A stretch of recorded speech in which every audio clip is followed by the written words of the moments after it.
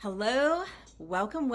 Today we are going to be talking about one of my very favorite essential oils. You may hear me say that a lot, but it's wild orange. Wild orange. Fantastic oil.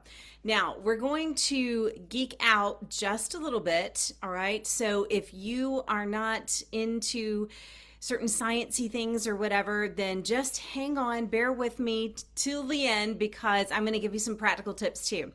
If you have not met me yet, my name is Becca Schugert. I am a certified essential oil consultant. I'm a certified nutritional consultant and a certified essential oil specialist. And I love helping women, especially being able to shift into holistic options for their physical and emotional health. And so that's what we're going to focus on today with Wild Orange Essential Oil. We're going to be talking about wild orange, stress, emotions, and your brain. But first of all, I want you to understand that the beautiful thing about using essential oils is that they are not a one-trick pony. I have repeatedly said this. Whenever we open up a bottle of an essential oil, we are affecting our mind, our mood, our emotions, our focus, our energy, our sleep patterns, all kinds of things. And then whenever we diffuse or inhale, apply to our skin, or take an essential oil internally, we are affecting our cellular health, our body systems. We are calming inflammation. We are alleviating discomfort, supporting your immune system, and much more. Essential oils are way more than just symptom managers, okay? I'll think that's pretty compliant, so I'll leave it there.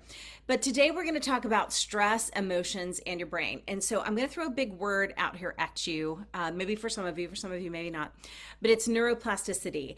And neuroplasticity is the idea that the brain creates communication pathways that make frequent thoughts and behaviors more efficient. So the way that this goes is the more that we repeat a thought or a behavior, whether it is negative or positive, it solidifies in our brain and we become more efficient in recreating that negative thought, that negative behavior, positive thought, or positive behavior. So an example of this would be if you are practicing a sport over and over, then you become more skilled at that sport. You become more efficient. Your body remembers it. Some of you that are body work practitioners, you understand like muscle memory and all of that. And the same thing is true if you are consistently making a recipe. You become more efficient and more skilled at making that recipe, and eventually you may even commit it to memory. Same thing is true for learning a new language. Now, we think about those things in practical ways, but what we often don't think about is the way that positive and negative thoughts and behaviors function in the same manner. So our physiological responses that we often have to stress can be learned and repeated based on our thoughts and behaviors. So what we want to do is we want to rewire our brain and have positive neuroplasticity and reframe negative thought patterns, behaviors, and physiological responses. So when we consistently repeat those negative thought patterns, and we all have them, whatever it is, I don't know what yours is, I know what mine are. When we have those negative thought patterns and we consistently repeat them, when we have negative behaviors that we consistently repeat, these can be related to anxiety, stress, worry, depression, fear, anger, any sort of emotion that you're feeling. What happens is the brain wires itself to make that negative neuroplastic pathway more efficient. So the next time you're in the same situation or you have the same thought, it's going to happen faster, okay? Because your brain is really good at becoming efficient. So the more negative thoughts you have, the more your brain is wired to have more negative thoughts. The more positive thoughts you have, your brain becomes more efficient at those.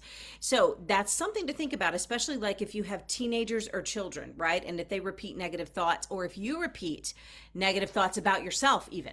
So let me share a quick story with you. I have a son who is 6 years old, and when he was about 7 months old, I was hit head on by a drunk driver.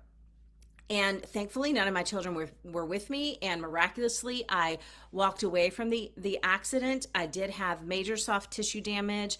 and a pretty bad concussion. My doctor at the time referred to it as, well, your brain looks like it's been in a blender.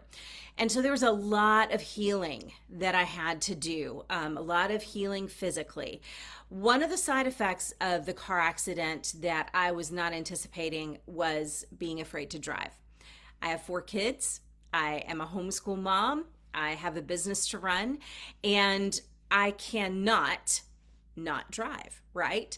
Can't do that. And so I would find myself when I was in situations that were similar to the accident, conditions that were similar to the way the accident happened. If I was at a large intersection, if cars were whizzing past me really fast, what would happen is my heart would start to race. I would begin to sweat. My knuckles would get really tense on the steering wheel, and I could hear audibly, I could hear the accident as it happened that same night. It was very, very real. And I could hear the tires. I could hear the crunch of the metal. It was very, very vivid. And so I knew there was something that I had to do. I couldn't go on like this, right? And so a lot of times we tend to get forced into a corner when we need to make a decision. And so what I want to encourage you today is don't get forced into a corner, right? So I knew I couldn't live like this. I knew I needed to drive, and I also did not want to scare my children, right? None of them were driving at the time, and I didn't want to scare my children and unconsciously communicate my fear to them, because as parents, we do that anyway, right? There's certain fears that we have, and we unconsciously communicate those to our children, and I didn't want it to be about driving, so had to do something. So I started researching about different oils and what I was going to use. And the first essential oil that came up was wild orange. So I did 2 things. I kept wild orange bottle with me at all times in my purse, in my car, and I would inhale straight from the bottle anytime I felt myself getting tense in heavy traffic situations. Again, cars passing me at high speed. All the things that your senses take in as a part of a traumatic experience. And the second thing I did was that I used a scripture verse that is really important to me and very meaningful to me, and I repeated that out loud while I was inhaling the wild orange. Very simple for me to take a bottle around and inhale the essential oil and repeat the scripture out loud. And what these 2 simple steps did, and what my brain did, my beautiful brain that had been in a blender, right? What it did was it created a new neural pathway. And to this day, I have no fear or panic when I'm driving in the same situation, or have the same conditions and driving experience. And I do not have any fear around that at all. And so it's such a blessing to me, and what a gift to be able to work through that and process that traumatic experience where I'm not reliving the accident every single day. So here's what I want you to do today. You have an assignment. Okay, I want you to grab the wild orange, okay? I want you to think about a negative, repetitive thought that you have. Write it down. And then what I want you to do on the other side of the paper, draw a line down the paper. On the other side of the paper, I want you to turn that into a positive thought. It can be anything. It could be something simple. Start very simple. And then I want you to take your wild orange. I want you to open it up. I want you to breathe it in. And I want you to repeat the positive statement out loud. Okay? Do that today, more than once a day. Do it this week, and then share your experience. Okay, that's it for wild orange, stress, emotions in the brain. You guys make sure you are commenting and liking and sharing what you find valuable here, and I will see you soon.